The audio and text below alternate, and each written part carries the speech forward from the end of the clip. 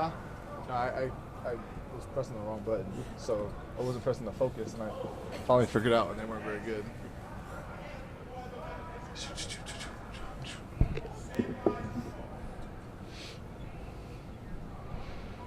How do you guys approach this final stretch of the season, coming off a bye and getting to where you want to be, knowing the situation at hand? Yeah, number one, having a bye week to kind of get away, enjoy the family, enjoy the friends, do whatever, go back home. But the idea was to come back and be ready to go day by day, week by week, and try to get this thing going. So I think each and every one of us came in today with a little more energy, a little more juice, and just carry that on throughout the next couple of days. Do you carry anything over from a couple of years ago when you guys were in a similar spot, 7-6, knowing you kind of had to go on a run to make it? Do you take anything from that? I mean, you can. Every season is kind of a learning experience, but at the same time, this is a total different team, total different roster. Yeah, we know we've been there before, but a lot of guys in the locker room weren't on that team, so you can only talk about it so much before guys kind of get annoyed. Okay, we get it. You guys have been here for 7 years, and you guys have been here before, and all these different types of situations. But just a different roster than in years past. But at the same time, like I said, just coming in today, having some juice and understanding where we're at, 6-6, and it's time to go from here.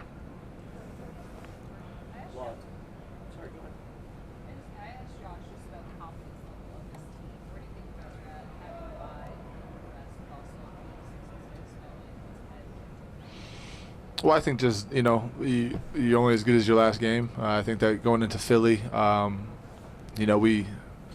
we played pretty well. We played well enough to win the football game. Obviously it was a huge kick at the end of the game to send in overtime, and obviously you can play woulda, coulda, shoulda. That kick misses. We're coming back from Philly on a high note going into the bye, so we understand that, and we played well enough to win the game. So and that was a very good team at a very hostile environment. So you don't take you don't come home with losses and have confidence from it. But at the same time, that was a good football team, and we're just trying to build off of that each and every week. And like I said, getting away, being having some time with the family and friends, and coming back here and having some juice. What's the sense of the locker room? To be honest, I mean, I heard about it mid last week. None of my business. None of our business, I guess. Just kind of taking it day by day, and yeah, I mean, honestly, it's kind of nothing that we can all talk about, and just let the legal process work itself out. No, I mean, we just like I said, it was midweek last week, and some of us are in the building. Whether if it was working out, getting treatment, we're doing whatever. So, some of us heard about it, and yeah, I mean, just obviously, trying to talk to him today, see how he's doing, and but as far as what goes on off the field, like I said, just let the legal process work itself out. It's none of my business for sure.